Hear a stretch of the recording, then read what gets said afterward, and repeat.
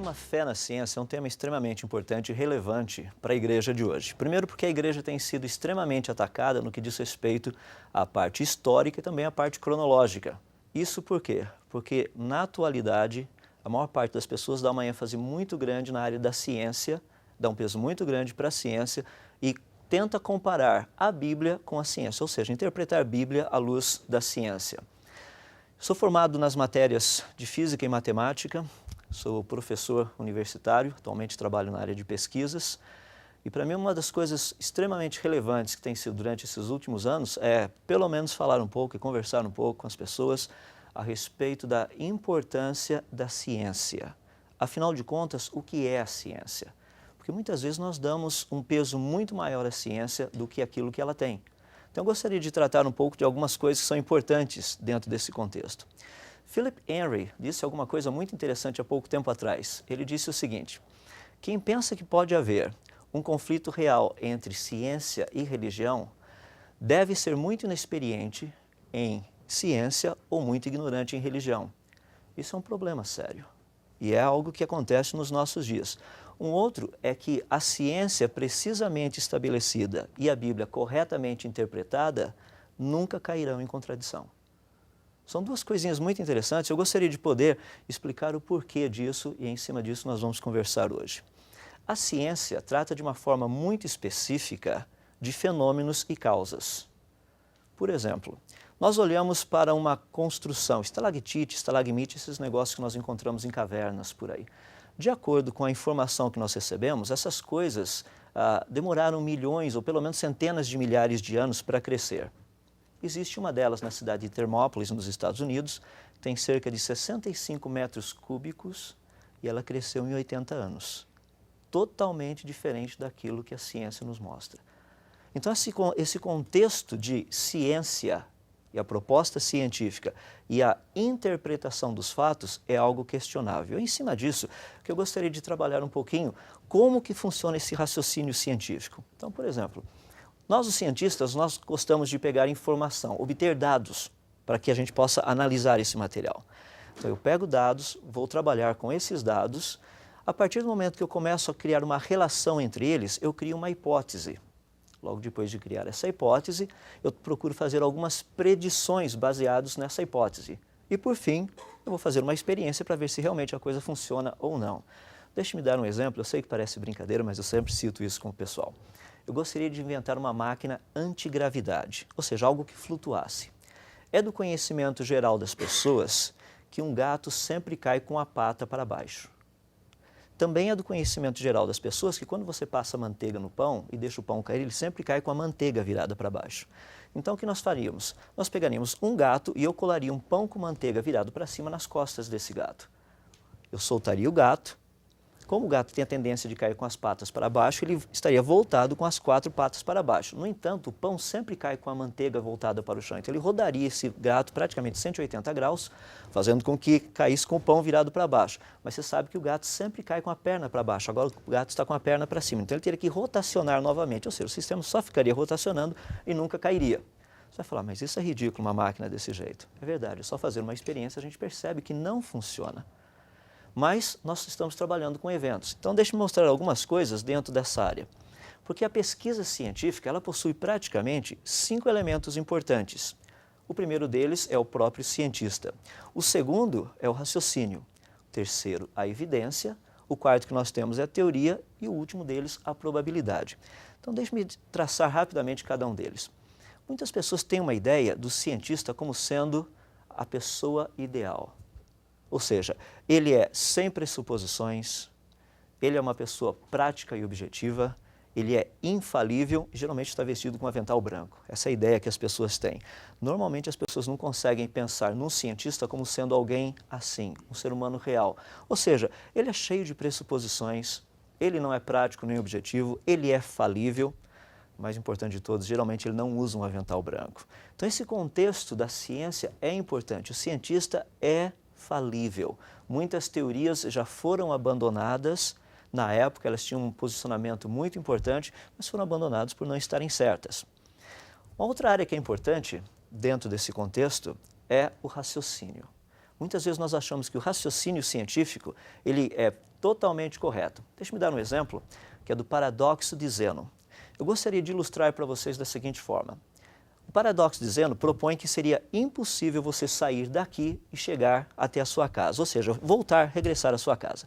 A coisa funciona mais ou menos assim. A proposta de Zeno diz que para você sair daqui e chegar até a sua casa, você teria que percorrer metade dessa distância. A hora que você percorresse metade da distância, faltaria apenas a outra metade a ser percorrida. Ou seja, você andou metade, agora falta a outra metade. O que você faz? Agora você teria que andar a metade dessa metade que lhe falta. Ou seja, você percorre essa metade. Daí falta o quê? A metade dela para ser percorrida. O que você faz na hora que você chega na metade dessa metade? Você olha e fala, bom, eu tenho que andar essa metade. No entanto, para andar a metade toda, você teria que percorrer a metade dessa metade que lhe falta. O processo seria mais ou menos assim. Você anda a metade, depois você anda a metade da metade que falta, daí você anda a metade da metade que falta, daí você anda a metade da metade que falta, daí você anda a metade da metade que falta, daí você anda a metade da metade que falta e assim sucessivamente. Qual o resultado? Você nunca vai chegar em casa. Sempre falta metade da metade para você chegar na sua casa. O raciocínio é lógico? A pergunta é, como você chegou até aqui? Se o raciocínio é lógico, alguma coisa aconteceu para eu chegar até aqui. A matemática tem uma explicação muito interessante para isso, porque ela nos auxilia a vermos que a coisa não é bem assim. Para aqueles que gostam de matemática, das equações todas, se nós pegarmos uma soma infinita de metades, meio, mais um quarto, mais um oitavo, mais um 16, mais um 32, somarmos isso de forma infinita, o resultado é 1. Mas você tem que somar um número infinito de metades. Ou seja, muito embora o raciocínio seja lógico, ele está errado, no caso de Zeno. Deixa eu fazer uma pergunta. Quando nós olhamos a chamada coluna geológica, na coluna geológica nós encontramos fósseis colocados em camadas de rochas. A interpretação que nós temos é que de uma camada para outra, se não milhares ou centenas de milhares, pelo menos alguns milhões de anos se passaram. É assim que nós aceitamos a interpretação da coluna geológica. E um probleminha como esse, eu tenho um tronco de árvore fossilizado que atravessa várias camadas da coluna geológica. Por exemplo, essa árvore que vocês estão vendo, literalmente ela tem cerca de 7 milhões de anos. Já imaginou uma árvore sendo soterrada gradativamente 7 milhões de anos e não apodrecer, não morrer? Ou seja, é altamente questionável a interpretação da coluna geológica, se fosse apenas este evento, este único exemplo. Existem outros. Mas existe também a questão da evidência. Como eu mencionei, só uma árvore não iria provar, uma árvore fossilizada não iria provar. Eu gostaria de usar a ideia, portanto, de evidências para mostrar que evidência é algo muito interessante dentro da matemática. Deixe-me dar um exemplo simples. Eu gostaria de auxiliá-los a achar números, ou seja, raiz quadrada de números que vão de 1000 até 9.999. Raiz quadrada é um processo simples que nós já estamos habituados. Por exemplo, raiz quadrada de 100 é encontrar um número, 10 vezes 10 daria 100, ou seja, qual seria no caso a raiz quadrada de 100? Número 10, é encontrar um número que multiplicado por ele dá aquele valor. Quando eu pego raiz quadrada de 100 é fácil. Raiz quadrada, por exemplo, de 36 é 6. Raiz quadrada de 25 é 5. Então nós temos uma certa facilidade. Mas e se eu pegar um número, por exemplo, 2025? Daí a coisa já fica um pouquinho mais complicada. Deixa eu me dar um exemplo. 2025, raiz quadrada é 45. Deixa-me desenvolver uma técnica com vocês. O que acontece se eu pegar 2025 e dividir bem na metade? Eu tenho 20 e eu tenho 25. Se eu somar 20 mais 25, isso me dá 45, que é exatamente o valor da raiz quadrada de 2025. Não é uma técnica interessante para se encontrar raiz quadrada? Deixa-me dar mais um exemplo. Raiz quadrada de 3025 é 55. Se eu usar a mesma técnica, será que funciona? Deixa-me dividir um número ao meio. 3.025, divido na metade. Eu tenho 30 e 25. Somando os dois, 30 mais 25 dá 55. Muitas pessoas falam, poxa, por que não me ensinaram isso lá na escola? Iria simplificar a minha vida. Deixa-me dar mais um exemplo, porque esses terminam com 5. Um exemplo que termina com 1. 9.801. Raiz quadrada, 99. Se eu dividir bem ao meio, 98 mais 1, 99. Eu poderia até criar uma regra, dizendo que para encontrar a raiz quadrada de qualquer número, de 4 algarismos, ou seja, de 1000 até 9.999, o que eu precisaria fazer? Dividir o número no meio, somar as duas metades. Fácil.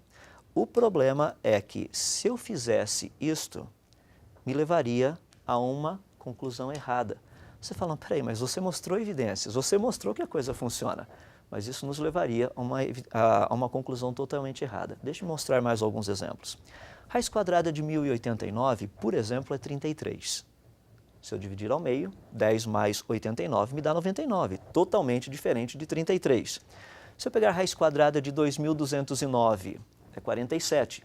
Se eu dividir ao meio, 22 mais 9, isso me dá 31. Também não funciona. Por exemplo, raiz quadrada de 6.000, que não é um número inteiro. Você fala, peraí, o que aconteceu então? A resposta é simples. Essa metodologia apenas funciona para os 3 números que eu mostrei no exemplo anterior. Não funciona para mais nenhum outro. Ou seja, existe uma possibilidade de nós manipularmos a evidência. Deixa eu dar um exemplo prático. Ano passado, nós recebemos informação através do Fantástico, de outras revistas por aí, que o chimpanzé é irmão do ser humano. Como que foi feito isso? Foi feita uma análise de 97 genes do tipo beta-globine entre o material genético do chimpanzé e o material genético do ser humano. A conclusão que se chegou é que existe uma diferença de apenas 0,6%. 0,6% em genética já é uma distância considerável. Mas eles disseram que não tem muito problema, só 0,6% é pouca coisa. A pergunta é, quanto de material genético existe para ser comparado? De 30 a 40 mil genes. Foram comparados quantos? Apenas 97. Muitos cientistas creem que a maior parte do material genético é duplicado, ou seja, desses 30 a 40 mil, suponhamos que o número menor é o que existe, 30 mil. Vou considerar que todos sejam duplicados, então teria em média 15 mil genes sem serem duplicados. Se eu fizer uma pequena continha, a minha conta implicaria em o quê? Qual o percentual entre 97 e 15 mil? 97 de 15 mil é aproximadamente 0,65%. 0,65% de todo o material genético disponível, quando comparado, me dá uma diferença de 0,6%. Se eu comparar os 100%, qual seria a diferença? 92,3%. A pergunta é, parecido com o quê? Apenas uma parte da evidência nos foi mostrada, não a evidência toda. Uma parte apenas pode me levar a uma conclusão totalmente errada. Isso entra em várias formulações, principalmente na área de teorias, porque daí a gente começa a desenvolver teoria. Deixa-me dar uma teoria fascinante, que é a teoria do bolo de chocolate. É uma teoria extremamente deliciosa de ser elaborada e trabalhada. Funciona mais ou menos assim. Você chega na sua casa e tem um bolo de chocolate em cima da mesa. A pergunta é, como surgiu o bolo de chocolate? Duas possibilidades. A primeira possibilidade, uma teoria, seria a seguinte: alguém que sabe fazer bolos de chocolate foi lá na despensa, pegou os ingredientes, misturou os ingredientes na ordem certa, na quantidade certa, colocou todo esse material dentro de um recipiente, depois de colocado ali, misturou apropriadamente, colocou dentro de uma forma, levou ao forno, deixou por um certo tempo. A hora que estava cozido, pronto, retirou de lá, viu que era bom, colocou em cima da mesa. É uma teoria de como surgiu o bolo de chocolate. Deixa-me dar a segunda teoria, porque essa é uma teoria muito básica, muitas pessoas dizem que ela é muito elementar, muito singela, muito simples. A segunda teoria seria algo mais ou menos assim. Um caminhão de supermercados estava fazendo entregas. Ao passar perto da sua casa, ele foi fechado por uma criança, talvez que atravessou a rua, qualquer coisa assim. O motorista tentou parar o caminhão e, para não atropelar a criança, ele desviou, mas ele perdeu o controle do caminhão. E o caminhão começou a capotar ali pertinho da sua casa. À medida que o caminhão capotava, lá atrás, os sacos de farinha se romperam, aquelas caixinhas com ovos se abriram e ovos voando lá atrás para todos os lados, latinhas de chocolate, o achocolatado também se abriram, pacotinhos de leite, todo esse negócio foi uma confusão lá atrás. E também havia um pequeno cantil na parede lá dentro do caminhão, o cantil que o pessoal guardava para beber água. Por causa do caminhão estar capotando, ele bateu, esse cantil abriu em duas partes.